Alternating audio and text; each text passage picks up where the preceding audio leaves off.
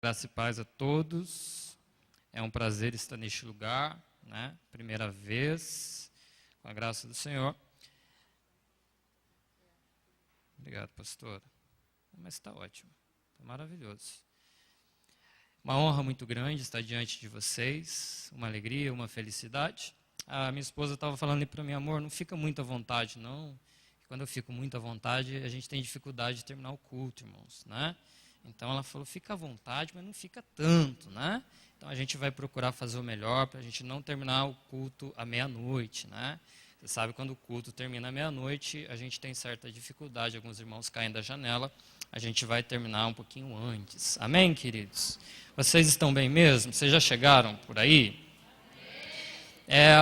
Estou muito feliz, né? Muito feliz de estar aqui nessa casa. É uma casa que, desde que eu a conheci, desde que eu passei a fazer parte desse ministério, para mim tem sido abençoador pertencer a este lugar, né? Para mim é um momento de bastante temor estar neste púlpito, porque neste púlpito pisou grandes homens de Deus, a começar por Sebastião Leonel, né?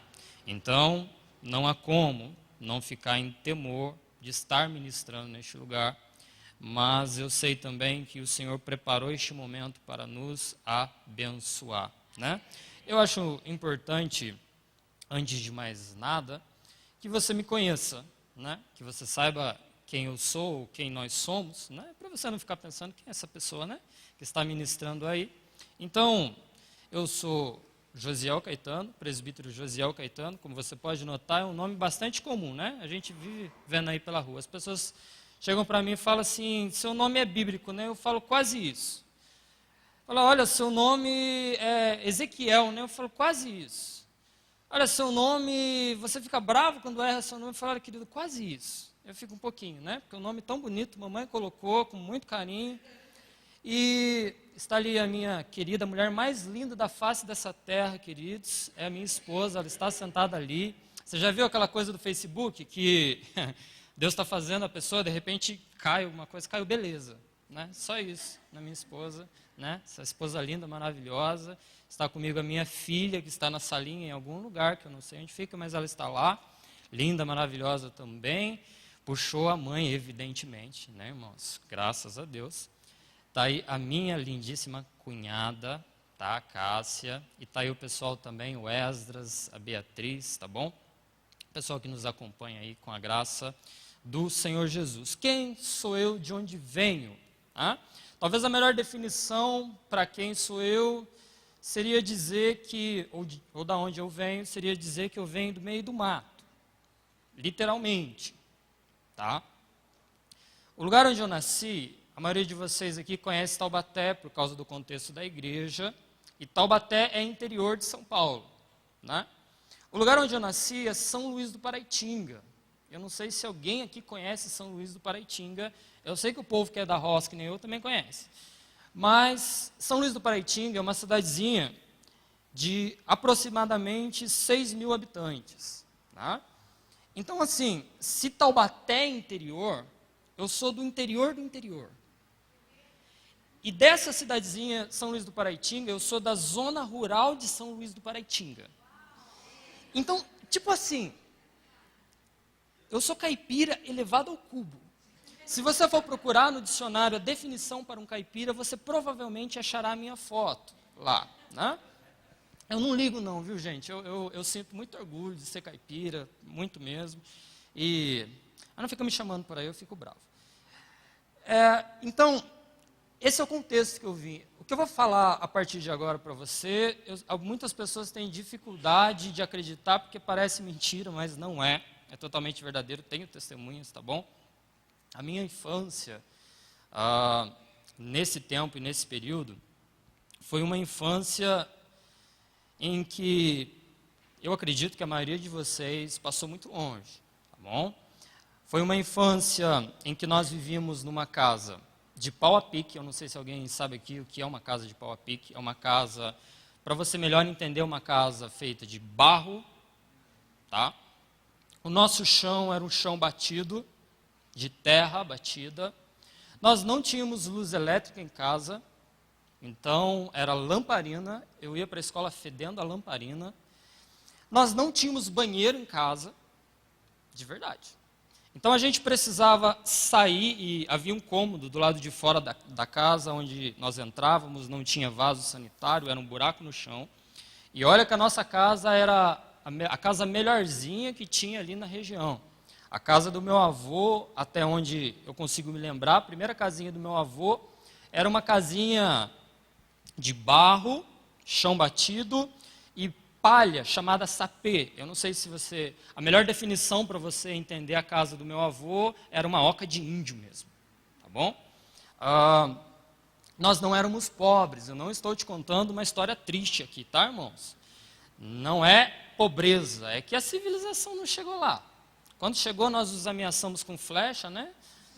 Não, brincadeira, essa parte era brincadeira.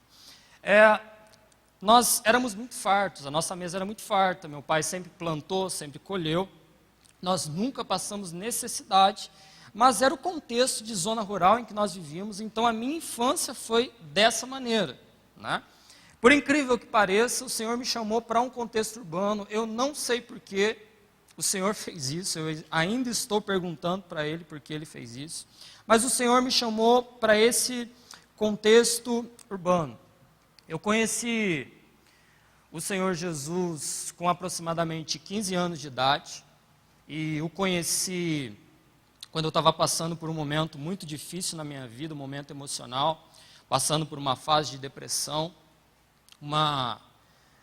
Uma colega de classe chamada Amanda Roberta, eu acho que está gravando aqui, então, se a Amanda Roberta estiver vendo em algum lugar, queria falar para ela que o trabalho dela meio que deu certo, pelo menos está dando até agora, né?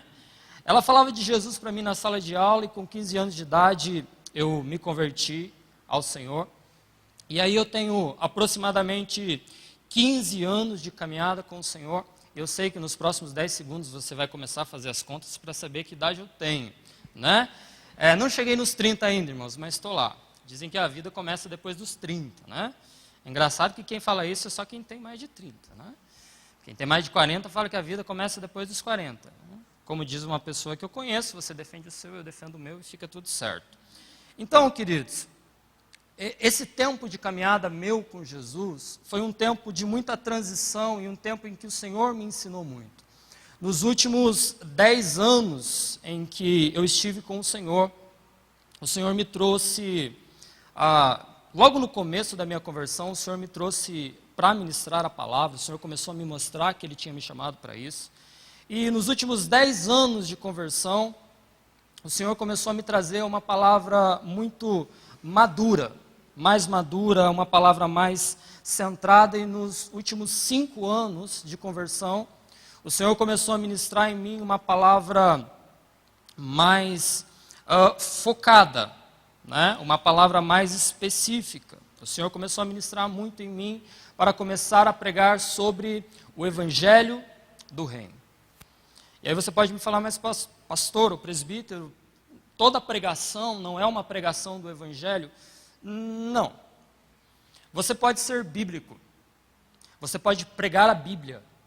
A bem da verdade, você pode pregar a Bíblia durante um ano, ser bíblico, ser fiel à Escritura, e não necessariamente pregar o Evangelho.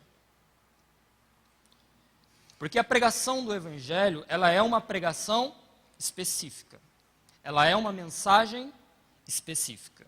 Então, eu posso vir aqui e falar da vida de Abraão, falar de como ele foi chamado, falar do contexto espiritual em que ele estava, falar dos princípios espirituais da vida de Abraão, mas se eu fizer somente isso, eu não preguei o Evangelho. Eu fui bíblico, não há nada de errado com isso, as pessoas foram abençoadas, eu fui fiel à Escritura, mas não necessariamente eu consegui ministrar o Evangelho. Pregar o Evangelho é você pegar qualquer passagem da Escritura, e esse é o desafio de todo aquele que ministra a palavra do Senhor, e tentar, de alguma forma, ligar isso ao ponto central da Escritura, que é a cruz. Toda vez que eu venho falar da vida de Abraão, toda vez que eu venho falar da vida de Moisés, toda vez que eu venho falar da vida de qualquer personagem da Escritura ou de qualquer passagem da Escritura, quando eu falo como essa passagem está relacionada à cruz de Cristo, ao plano de redenção do Senhor, eu estou pregando aquilo que nós chamamos de Evangelho. A bem da verdade, o Evangelho, querido, ele é uma notícia. Mais do que isso, o Evangelho é uma boa notícia. O Evangelho é a boa notícia de que eu e você, nós estávamos perdidos. Nós estávamos em rebelião contra o Senhor e nós estávamos debaixo da justa ira, da justa condenação de Deus. Mas Jesus decidiu, Ele, o Pai, o Espírito Santo, nos salvar. Jesus desceu, foi à cruz do Calvário, nos substituiu naquela cruz, recebeu sobre si toda a ira de Deus e nós somos substituídos naquele lugar. A mensagem disso chama-se o Evangelho. E todas as implicações dessa notícia é o Evangelho. Então, eu estava brincando com Esdras, eu falava para ele que é um desafio, né? Para mim, vocês viram ele ministrar na quinta. Quem estava aqui na quinta-feira que o Esdras ministrou? Então, vocês sabem o desafio pelo qual eu estou passando aqui, né? Eu falei para ele, filho, você me deixou em maus lençóis, né? Bem complicado ministrar depois do Esdras, porque ele é alguém extremamente mestre, né? Extremamente bíblico. Eu falei, complicado para mim. Mas eu falava para ele que eu tenho a impressão que toda mensagem que eu ministro agora acaba sendo a mesma mensagem, eu só mudo o começo, né? Eu só mudo o jeito, eu só mudo a maneira, tá? Mas acaba sendo, no final das contas, a mesma mensagem, porque eu sempre tenho a tendência de levar a mensagem para o ponto central, que é a cruz. Você que está acompanhando aí as 6 semanas de adoração, sabe que nós estamos trabalhando com material do John MacArthur, e esse material do John MacArthur, extremamente precioso, e você que está lendo esse material, você vai perceber que eu vou pegar um fio daquilo que o John MacArthur trouxe e vou desenrolá-lo até o final, e o Senhor nos ajudará essa manhã. Você crê que o Senhor está neste lugar? Amém.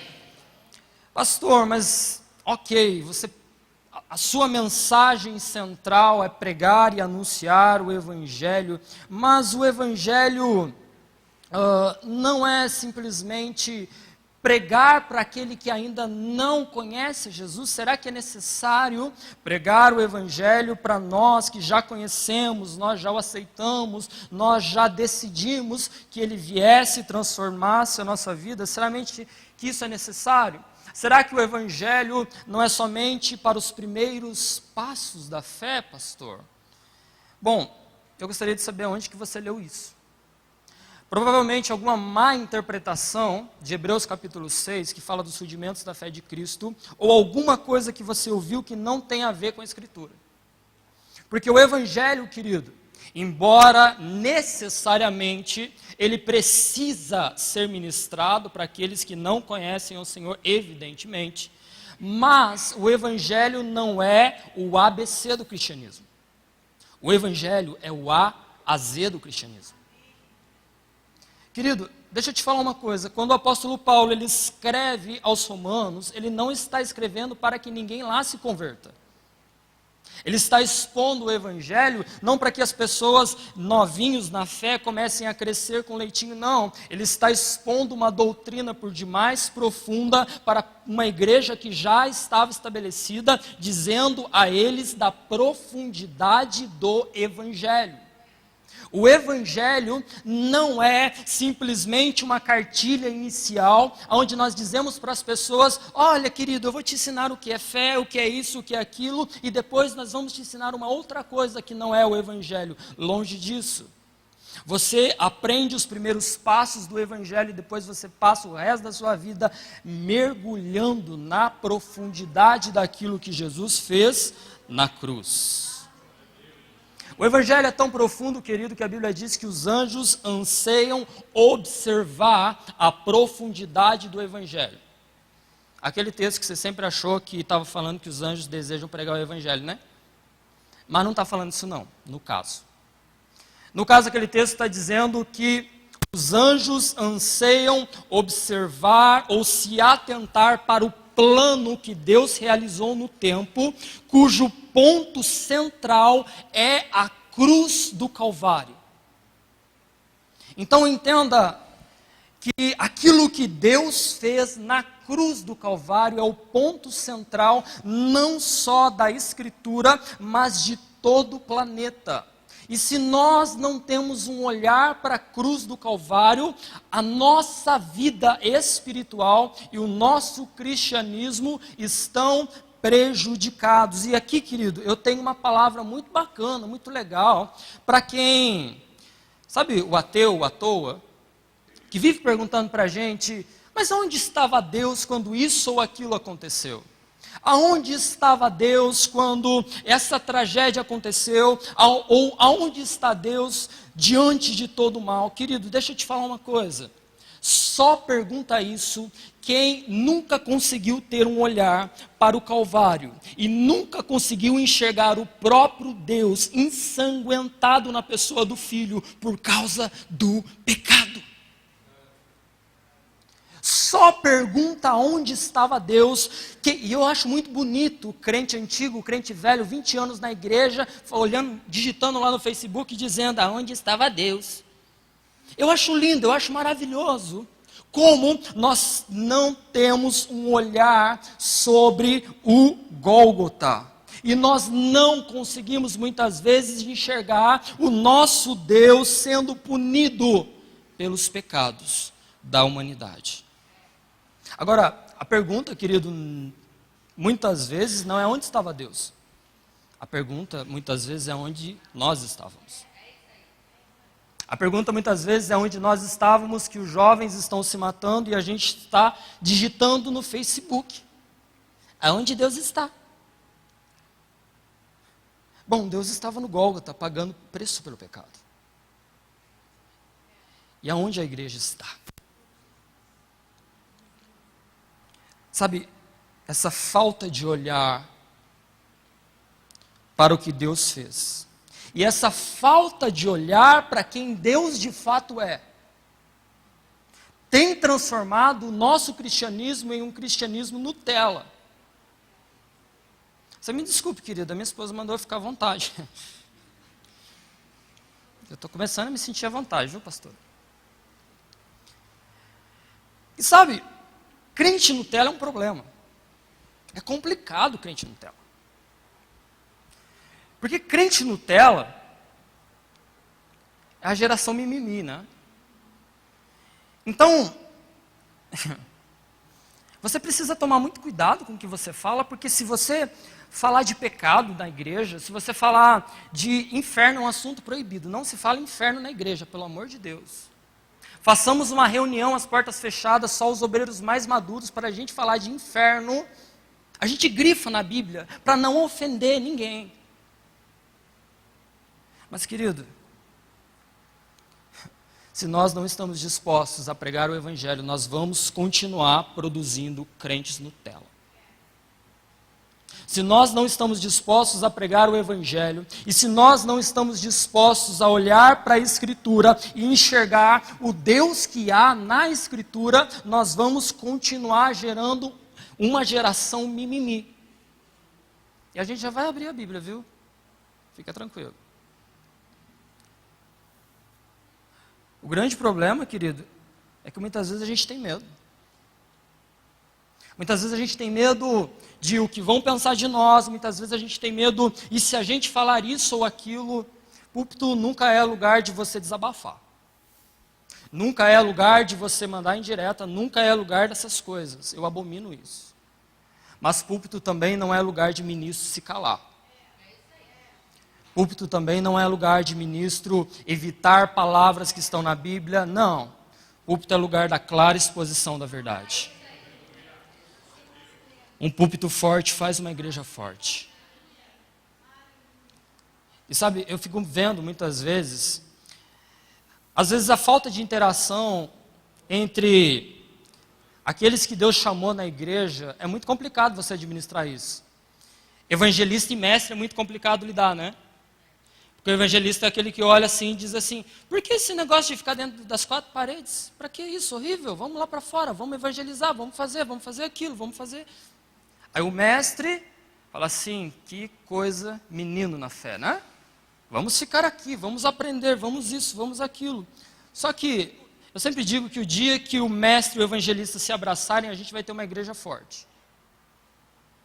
O dia que o evangelista entender que ele só sai na rua e prega uma palavra eficaz porque o púlpito da sua igreja é um púlpito eficaz, a igreja começará a ser forte.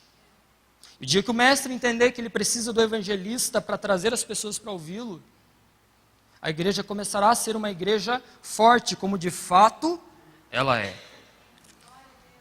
Abra sua Bíblia em Isaías, capítulo de número 6.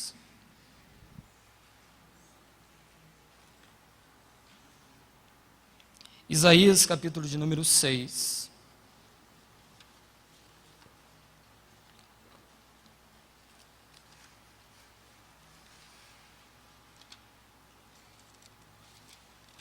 Vamos ler a partir do verso de número 1.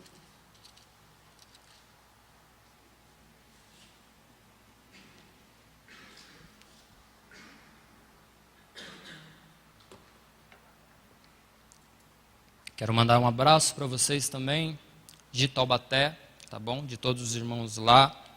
Muitos gostariam de estar aqui, não tiveram, infelizmente, a oportunidade por conta de muitas coisas, mas eu envio um abraço de todos lá, né? A igreja, que nem vocês aqui, viu, gente? Muita luta, né? Mas o Senhor tem dado vitória e continuará dando vitória. Amém, queridos? Isaías, capítulo de número 6, achou aí? Por gentileza, eu vou pedir um favor a você. Mantenha a sua Bíblia aberta, tá? E disposto a folheá-la, ok? Vamos treinar a Bíblia. Olho no texto. Eu posso ser um falso profeta aqui, você não sabe. Eu posso falar um negócio que não está na Bíblia, você concordando, né? Então, verifica se aquilo que eu vou falar está no texto. Se a Bíblia de fato está dizendo isso. Eu tenho 3 objetivos com essa palavra, os que estão comigo sempre conhecem essa fala. Eu tenho 3 objetivos com essa palavra. Primeiro, a glória de Deus. Tá? Que Deus seja glorificado essa manhã. Que o nosso alvo seja a glória dele essa manhã. Eu penso que às vezes a gente precisa enxergar a nossa motivação naquilo que fazemos. Eu penso que às vezes quando nós vamos pregar o evangelho, seja aqui dentro ou seja lá fora, nós precisamos entender qual é a nossa motivação. A nossa motivação é a glória de Deus. Quando o missionário sai daqui dizendo que a motivação dele é almas, entendo, querido, eu entendo. É uma motivação linda, mas ela não deve ser a primeira. Credo, pastor. Não é verdade. A sua primeira motivação é a glória de Deus. Porque se o missionário sai daqui sendo a sua primeira motivação pessoas convertidas, se ele entra dentro de uma comunidade e ninguém se converte, ele acha que ele não serve mais para nada, ele se mata, ele faz um monte de coisa. Mas, querido, a nossa motivação, em primeiro lugar, é sempre a glória de Deus. Vai ter lugares que ninguém vai se converter, vai te apedrejar, vai te machucar, vai te arrebentar, mas você vai continuar fazendo. Porque o que te faz amar as pessoas é o fato de você estar perseguindo a glória de Deus. Amém, queridos? O meu segundo objetivo aqui é a exposição das Escrituras, tá bom? Mais do que eloquente, eloquência não é o meu forte, mas mais do que eloquência eu desejo ser fiel à Escritura. Então, fica de olho no bendito texto e analisa se o que eu estou falando está aí. Terceiro objetivo, esse é um objetivo que eu gosto muito, tá? Não me julgue antes de conhecê-lo. Eu vou falá-lo com muito carinho. Meu terceiro objetivo é ferir o seu ego. É um objetivo lindo, vocês gostaram? Eu sei que não, é horrível, né? Ouvir. Mas o seu ego aqui coloca igual natureza adâmica. Coloque ego igual carne. Tá bom? O seu ego é aquilo que mais tem te atrapalhado de viver uma vida com Cristo. Então a minha unção aqui essa manhã é de metralhadora, metralhando a sua natureza adâmica, tá? a gente vai te chutar até ver se você fica pregadinho lá na cruz. Amém, querido? Mas nada contra a sua dignidade, você continua sendo amado, querido, tá? É importante para o Senhor. Amém? É que a gente tem que passar um azeitinho, né? A gente vai... Vamos ler o texto? Efésios capítulo 6, ou melhor, Isaías capítulo 6, me perdoem. A partir do verso 1. Você achou, querido? No ano em que morreu o rei Uzias, eu vi o Senhor, assentado sobre um alto e sublime trono, e o seu séquito enchia o templo. Talvez na sua versão diga que a orla das suas vestes enchia o templo. Estou usando a revista corrigida, tá? Nós já vamos voltar nisso aí, a gente vai entender um pouquinho disso. Os serafins estavam acima dele, cada um tinha 6 asas, com 2 cobriam o rosto, e com 2 cobriam os pés, e com 2 voavam. E clamavam uns aos outros, dizendo: Santo, Santo, Santo é o Senhor dos exércitos. Toda a terra está cheia da sua glória. E os umbrais das portas se moveram com a voz do que clamava, e a casa se encheu de fumaça. Então disse eu: ai de mim, que vou perecendo, porque eu sou um homem de lábios impuros, e habito no meio de um povo de impuros lábios. E os meus olhos viram o Rei, o Senhor dos exércitos. Mas um dos serafins voou para mim, trazendo na mão uma brasa viva, que tirara do altar com uma tenaz. E com ela tocou a minha boca e disse: eis que isto tocou os teus lábios, e a tua iniquidade foi tirada, e purificado o teu pecado. Depois disso, ouvi a voz do Senhor que dizia: a quem enviarei? E quem há de ir por nós? Então disse eu: eis-me aqui, envia-me a mim. Querido, o chamado de um profeta, principalmente quando nós estamos falando no contexto do Antigo Testamento, era um chamado muito difícil. O chamado de um profeta, eu poderia dizer que é um chamado quase que para a morte, na maioria das vezes, um chamado para a morte. O chamado de um profeta é para que a cama dele, quentinha, dentro do seu lar, muitas vezes, fosse substituída por cavernas. O chamado de um profeta é para que ele tivesse sob teto, sob a sua cabeça, as estrelas do céu, como morada o deserto, porque o chamado de um profeta era um chamado por demais penoso. Um pouquinho diferente do status de profeta hoje, né? Hoje, você ser profeta é status. Hoje, você ser alguém famoso, alguém que... Querido, deixa eu te falar uma coisa. Você acha que pastor não sabe encher igreja? Pastor sabe encher igreja. Aliás, se um pastor quiser, ele enche a igreja facilmente. É só ele colocar na porta lá assim: profeta, grande profeta fulano de tal, revela até o que você comeu no verão passado. Gente, isso aqui vai encher. Mas enche mesmo. O problema, querido, é que o seu pastor, a sua pastora, não tem compromisso só com encher a igreja.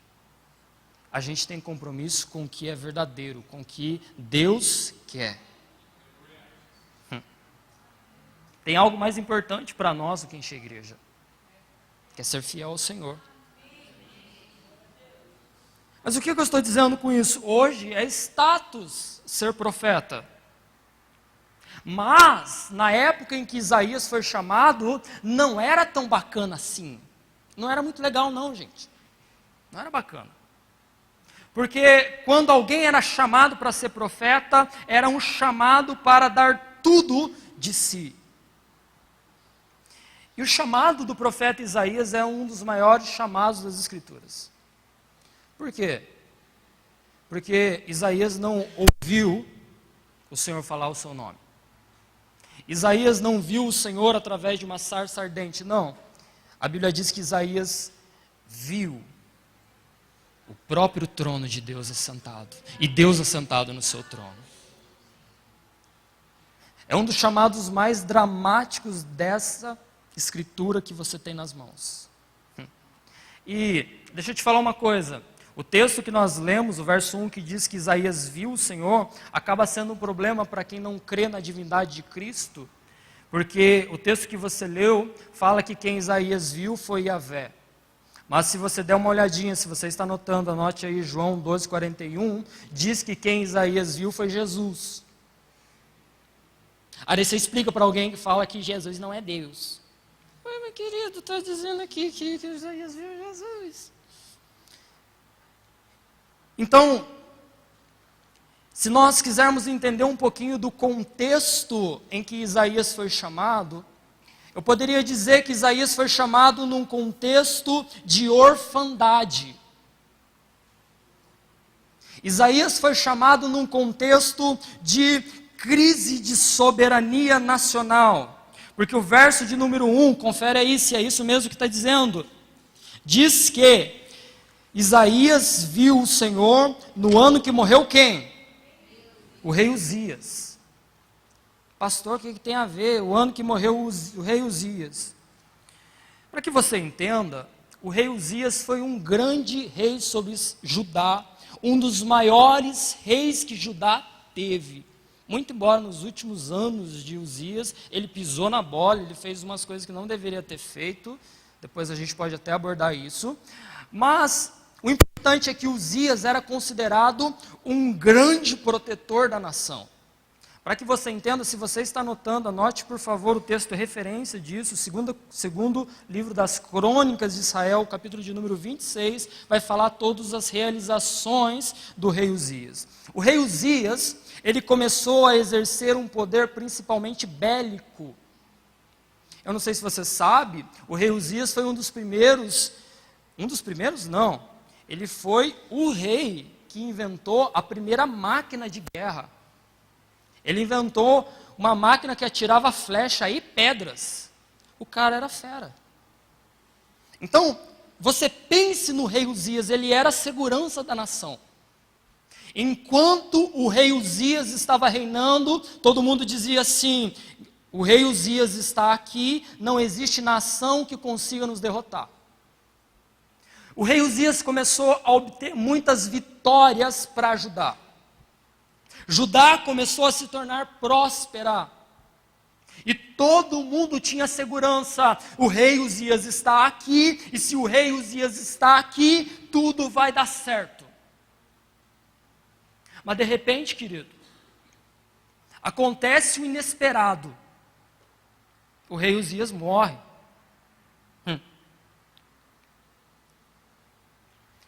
E quando o rei Uzias morre, adivinha o que acontece? Você acha que todo mundo estava, eu já sei o que fazer, o rei Uzias nos treinou bem? Não, ficou todo mundo desesperado.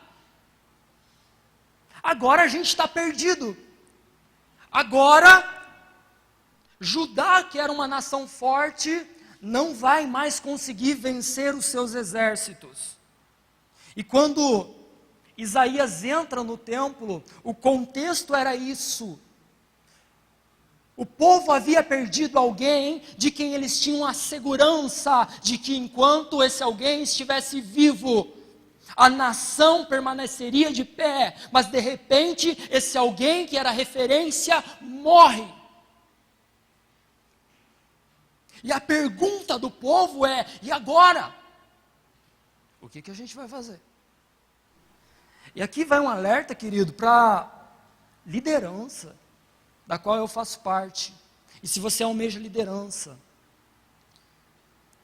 Sabe, querido, um dos maiores perigos que um líder ele pode lidar é exatamente exercer um tipo de reinado do rei Uzias. Pastor, mas o rei Uzias foi um rei tremendo, um rei extraordinário. Ele não obteve ele até inventou uma máquina de guerra, olha que coisa. Sim, mas o rei Uzias falhou numa coisa: sucessão.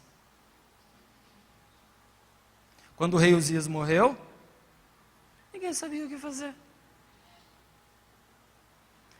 E sabe, querido, esse é um perigo muito grande de muita liderança no Brasil. Qual é o perigo, pastor?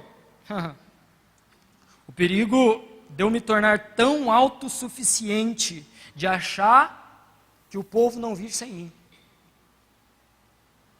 O perigo de eu tornar as pessoas tão dependentes emocionais de mim, que eu comece a passar para elas que se um dia eu não estiver mais aqui, tudo vai dar errado. E isso é tentador para um líder, muito tentador, porque é muito bom a ideia de ter alguém dependendo de você. É muito bom a ideia de ter alguém achando que o dia que você não estiver mais aqui, tudo vai dar errado. Mas querido, deixa eu te falar uma coisa. A verdadeira liderança não se mede pela presença do líder, mas a verdadeira liderança é medida na ausência do líder.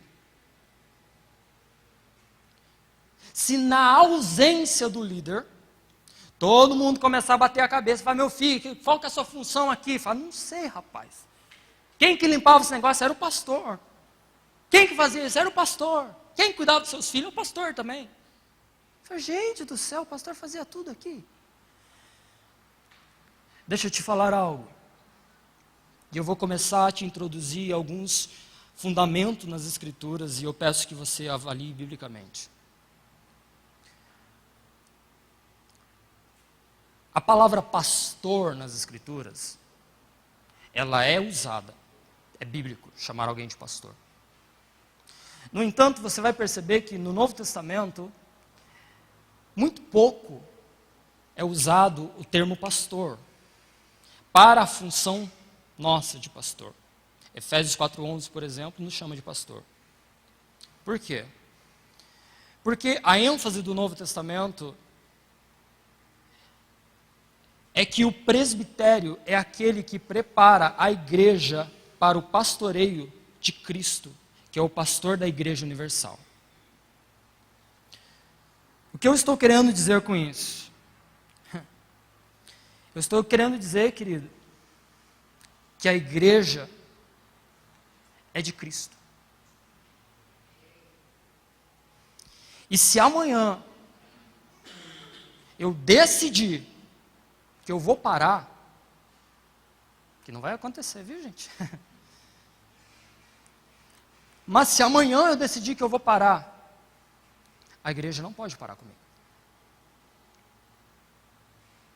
Se amanhã eu disser assim, amanhã eu estou saindo por essas portas, a igreja tem que ser aquela que fala assim, ok, você está saindo, o Senhor te deu uma nova direção, mas o nosso pastor, supremo pastor, Cristo, ainda é o cabeça dessa igreja e nós vamos continuar.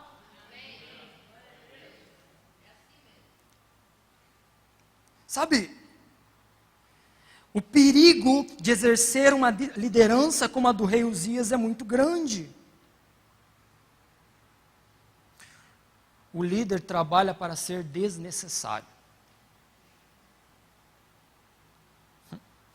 Em Atos capítulo 6, se você está anotando, por gentileza, anote. Começou a haver alguns problemas de divisão na hora de distribuir os alimentos.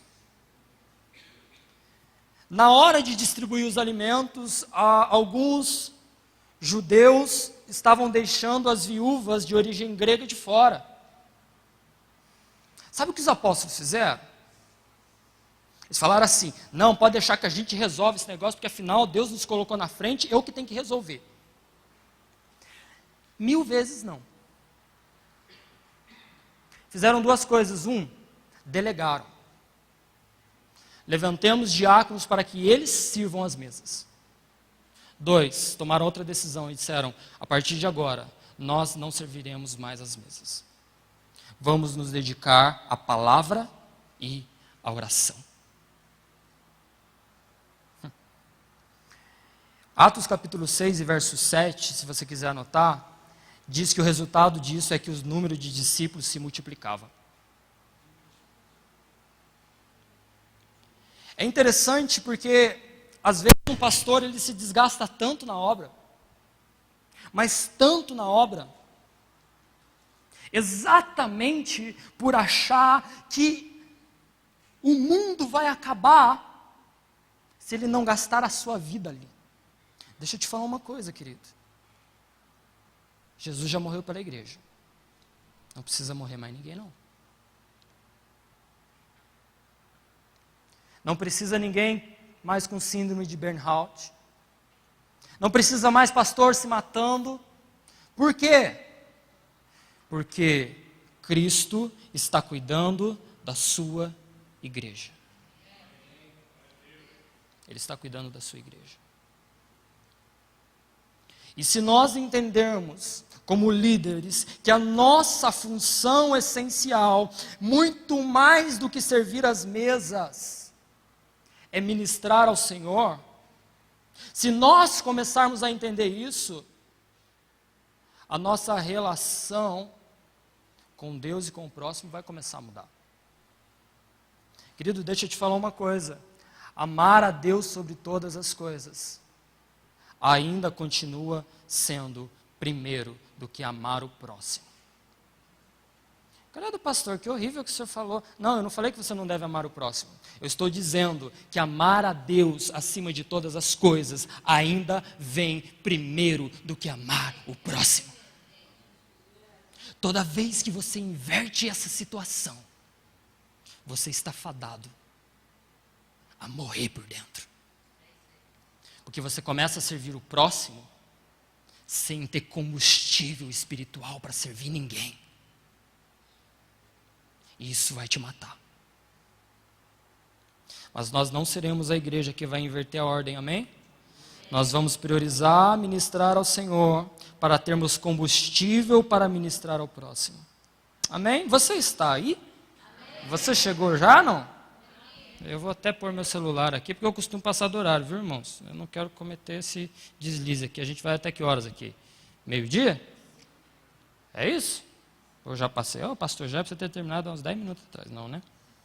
Amém. Então, queridos, quando Isaías entra no templo, Judá estava tendo uma crise de soberania nacional. Judá estava vivendo uma orfandade. E quando Judá está vivendo uma orfandade, quem precisa entrar no templo para buscar o Senhor é Isaías. É interessante isso, né, querido? É interessante porque quando tudo está dando certo, é difícil procurar o pastor, é difícil procurar o profeta, mas dá errado, querido. Mas é batata.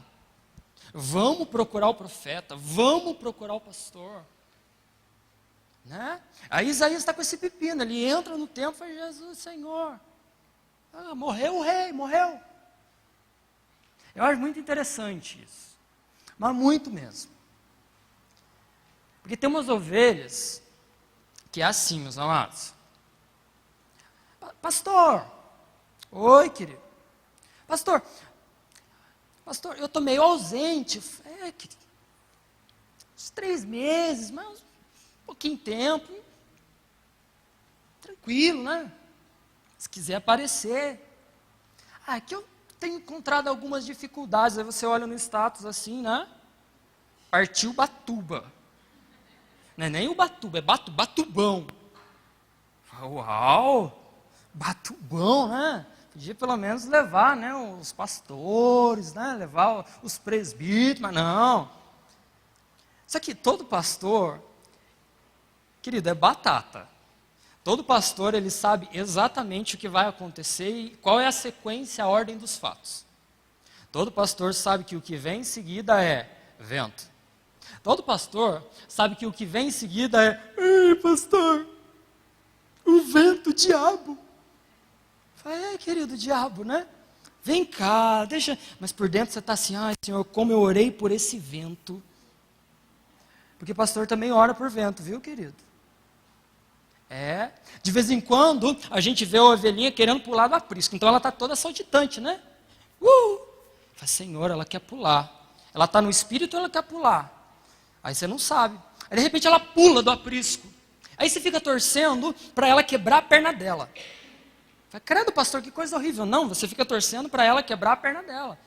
Porque daí fica mais fácil, né? Ela quebra ali pertinho da porta, você vem, se arrasta para dentro, mas ela não quebra, resistente. E vai embora, fala, Jesus, está indo embora a ovelha. Jesus fala assim, deixa, vai lá. Jesus, eu preciso ir atrás, está indo embora, Jesus. Espera um pouco. Aí você ouve lá longe.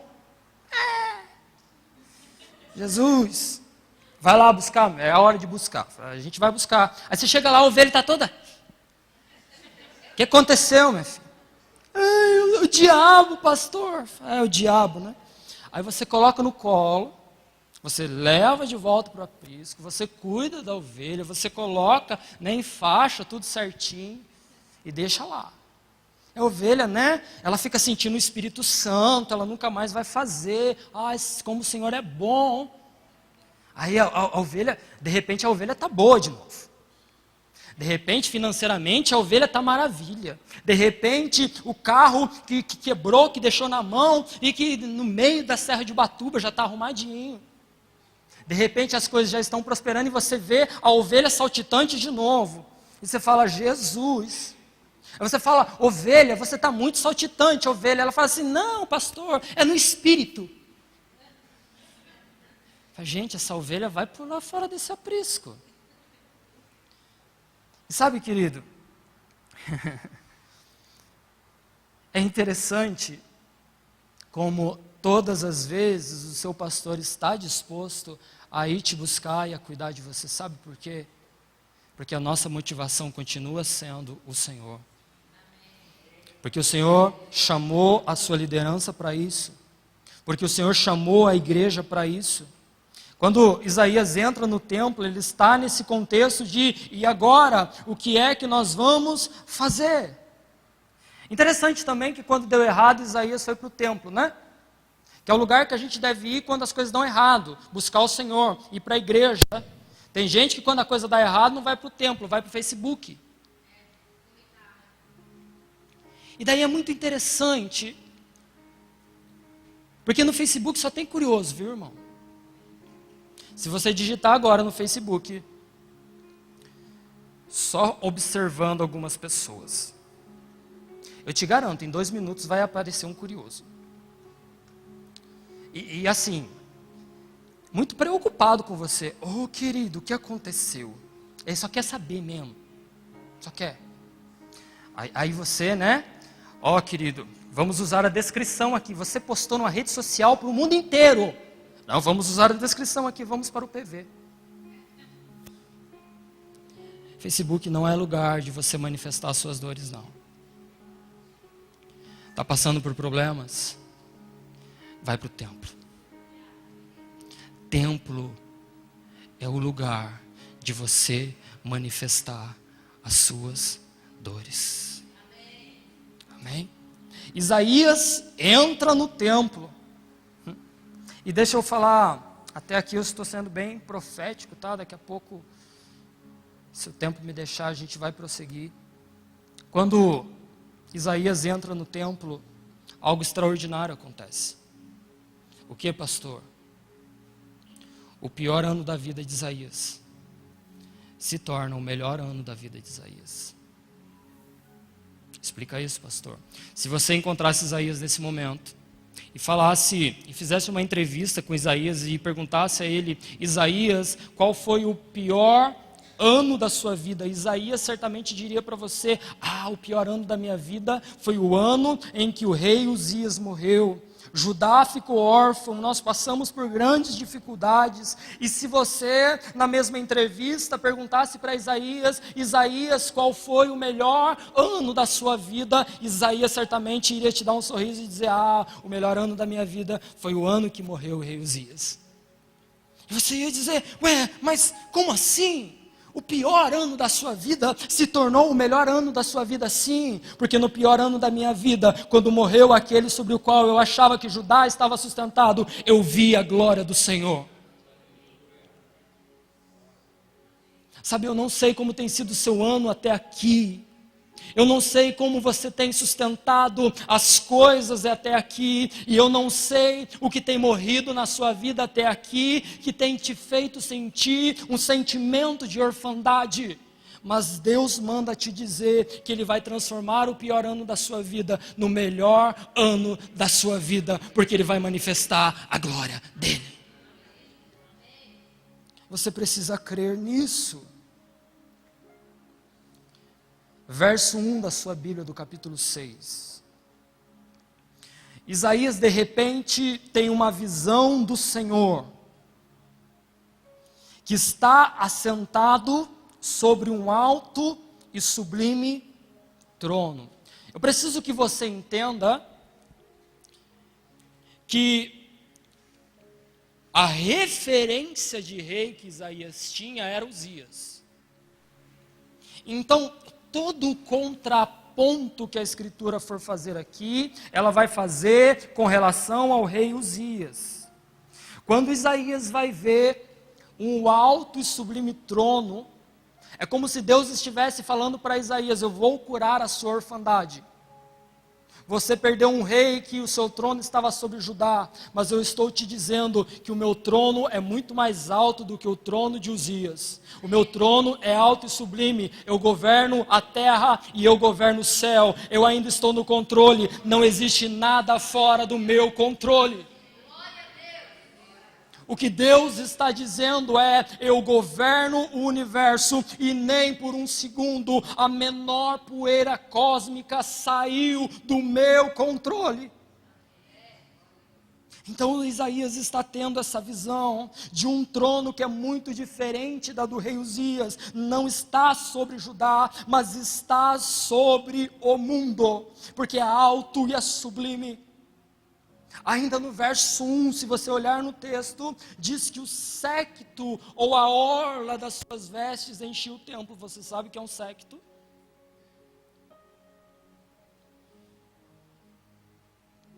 Fala das vitórias de um rei. Toda vez que um rei vencia uma batalha, uma grande batalha, era costurada na orla das suas vestes um séquito.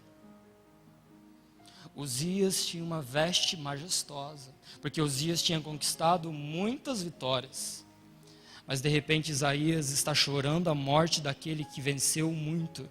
De repente ele olha alguém cujo séquito é tão grande que começa a encher todo o templo. Todo o templo, todo o templo, todo o templo. É como se Deus estivesse dizendo: Uzias foi um grande vitorioso, sim, mas a morte o parou. Só que no caso, eu não morro. No caso, eu nunca perdi uma batalha. No caso, não existe ninguém mais vitorioso do que eu. Por isso, quando Isaías começa a ver, a orla das suas vestes começam a encher todo o templo, Isaías começa a dizer: uau! Uau! No verso de número 2, diz que os serafins estavam acima, cada um tinha 6 asas, com 2 cobriam o rosto, e com 2 cobriam os pés, e com 2 voavam. Serafins são seres que ardem em fogo. Eu sinto o Espírito Santo essa manhã, querido. Eu não sei se você pode senti-lo aqui, mas eu o sinto neste lugar.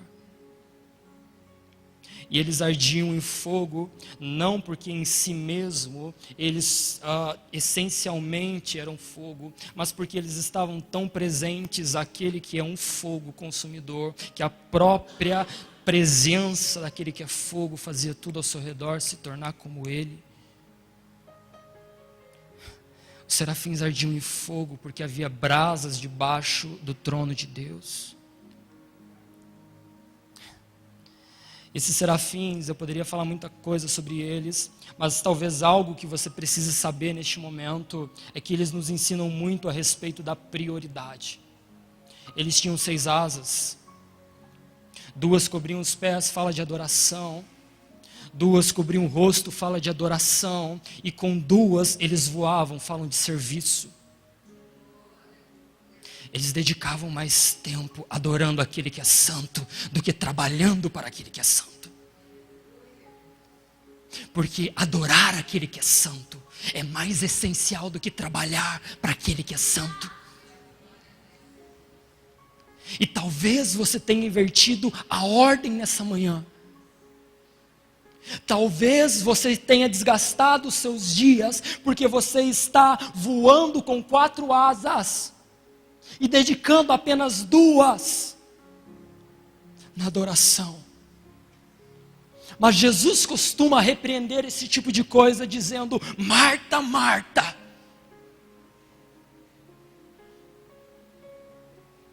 Maria escolheu a melhor parte, e isso não lhe será tirada. O seu trabalho é adorar mais do que trabalhar. Eu tenho 20 mil visitas para fazer, eu tenho tanta coisa para orar, eu tenho tanta coisa, e esquece tudo. E vai adorar. Mas é urgente, adorar é mais urgente. Esses serafins levam a sério o seu trabalho de adoração. O verso de número 3, Jesus me ajude no tempo. O verso de número 3, para que você entenda, eu não terminei a minha introdução. O verso de número 3 diz que eles clamavam, entendam, eles não estão cantando. Eles não estão cantando. Eles não estão dizendo assim, oh santo, santo. Não que seja errado fazermos isso, é benção. Mas o que o texto diz é que eles estão clamando uns para os outros. Você sabe o que é clamar? Clamar é gritar, implorar, suplicar. Existe uma ânsia dentro desses serafins de dizer uns aos outros: aquele que está diante de nós é santo. Eles estão gritando. E eles não fazem isso impelidos por uma obrigação. Eles estão fazendo isso porque dentro deles existe alegria em dizer: Ele é santo. Eles dizem que aquele que está sentado no trono é 3 vezes santo. Alguns fazem isso uma referência à Trindade. Ok. Mas é um superlativo judaico. O judeu leva muito a sério a repetição de palavras. Uma vez, porque o judeu leva muito a sério a palavra. Uma vez, estou falando sério. 2 vezes, estou falando muito sério. Me dá um exemplo, pastor. Marta, Marta. O que Jesus estava querendo dizer: eu estou falando muito sério com você. 3 vezes. É extremamente solene. É como se aqueles serafins dissessem para Isaías: não há nada mais importante que isso em toda a terra. Não existe nada mais importante para a igreja do que saberem que Deus é santo. É como se os serafins dissessem: de tudo que você considera importante, aprenda isso, Ele é santo. Nós aprendemos que santo significa sem pecado. Porque nós sempre definimos santo como separado, então nós dizemos está separado do pecado, sem pecado, puro. Ok, de fato, Deus é sem pecado, separado e puro. Mas talvez uma outra palavra defina melhor o santo. Porque santo, querido, não é só um atributo de quando você olha para Deus e você diz: olha, sem pecado. Porque quando o pecado ainda não tinha entrado no mundo, Deus era tão santo quando Ele era depois que o pecado entrou no mundo. Então, santo não significa só um Deus que não tem pecado. Santo significa que nós temos diante de nós um Deus que é extremamente incomum. Um Deus que é extremamente alto e sublime. É como se olhássemos para Ele e disséssemos: não há ponto de referência, não há comparação. É a reunião de todos os atributos de Deus. E quando isso acontece o que normalmente ocorre quando Deus desce num lugar. Quando Deus desceu no monte, a estrutura do monte começou a tremer. Quando Isaías viu o Senhor, ele olha para a porta da igreja, tudo começa a se mexer.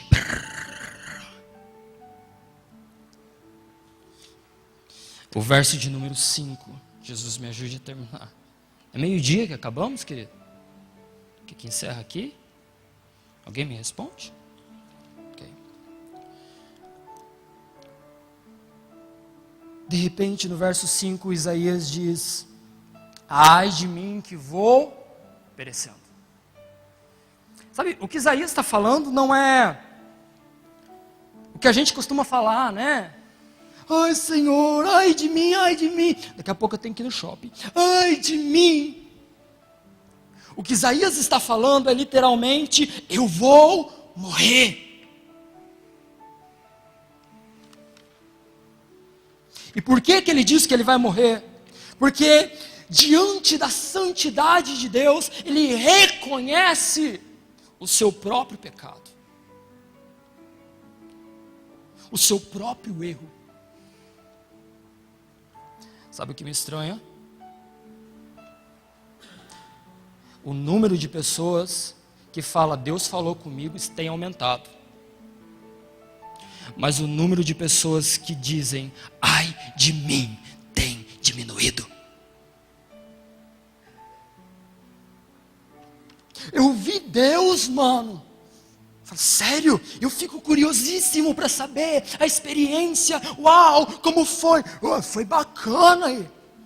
Sério? Engraçado, porque a visão de Deus deveria provocar em nós um senso de realidade de quem de fato somos. A visão de Deus deveria provocar em nós um ai de mim. Ai de mim. Mas nós temos uma geração diante de nós que diz que está enxergando Deus, mas não consegue enxergar o seu próprio erro, o seu próprio pecado. A geração de que eu faço parte.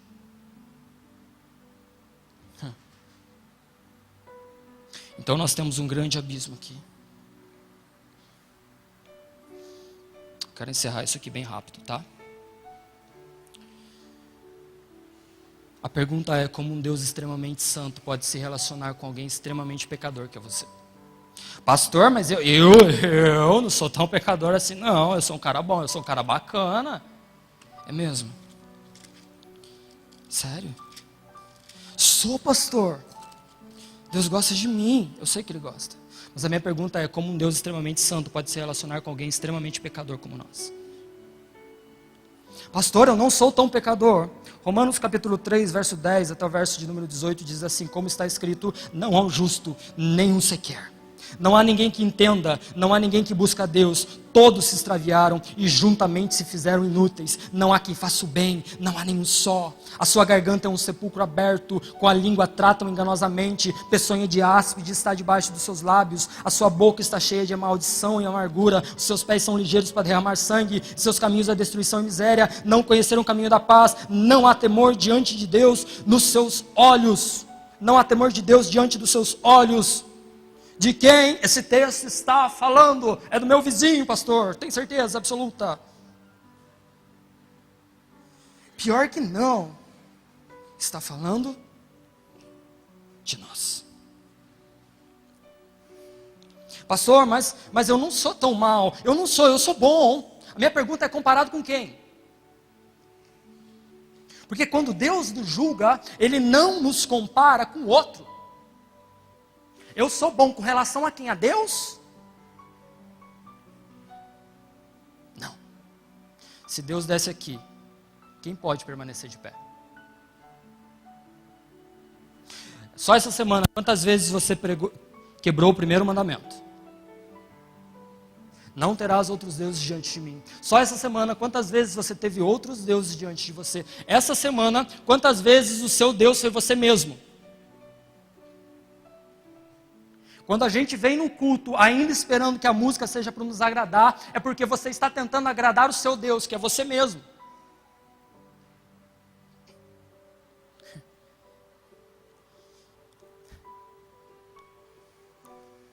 Se eu colocasse um telão aqui, querido, só passando os seus pensamentos da última semana, você se levanta e diz: eu fico de pé se Deus descer. Quem fica?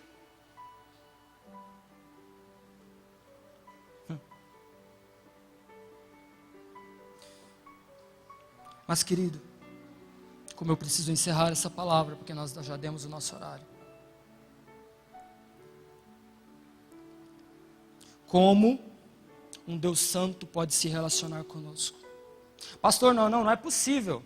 Deus não exige tanta perfeição assim para se relacionar. Mateus capítulo 5, verso 48 diz: sede, pois, perfeitos, como é perfeito o vosso Pai Celestial. E talvez, diante disso, você possa me dizer: pastor, então eu estou perdido. E a minha resposta para você é exatamente: toda vez que diante do Evangelho você levanta a sua mão e diz: eu estou perdido, você está passando por um pouquinho, um fragmento do que Isaías passou. Aí, e só aí você pode experimentar aquilo que está escrito no verso 6 e no verso 7. Um anjo veio e purificou os seus lábios.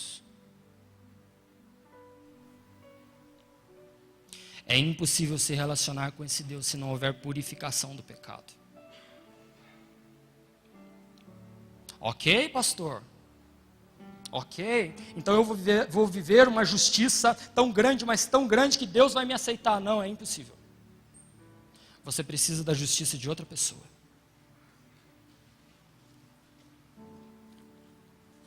Cruz do Calvário.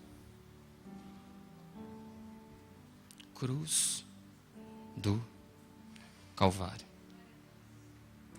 Na cruz, Jesus nos substituiu, tomou o nosso lugar, levou sobre ele as nossas dores, os nossos pecados, e atribuiu a nós a justiça que é dele.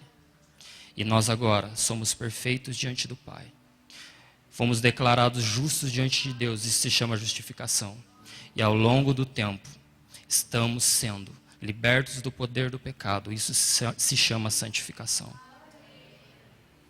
Só existe um meio: daquele anjo tirar a tenaz e colocar na nossa boca. Olharmos para a cruz e crermos nela. Amém, querido? Se coloque de pé. 4 minutos, pastor, perdoa. Vamos orar? Feche seus olhos, querido. Uma outra oportunidade, a gente termina a introdução, viu, gente? Pai, essa manhã eu te reconheço. Essa manhã eu reconheço, Senhor, que talvez aqui pessoas, Pai, que tanto tentaram, mas tanto tentaram viver uma vida que te agrada, mas com suas próprias forças não conseguiram. Talvez, Pai, essa manhã nós tenhamos diante de nós pessoas que até aqui, Senhor, têm tentado viver uma vida com o Senhor, mas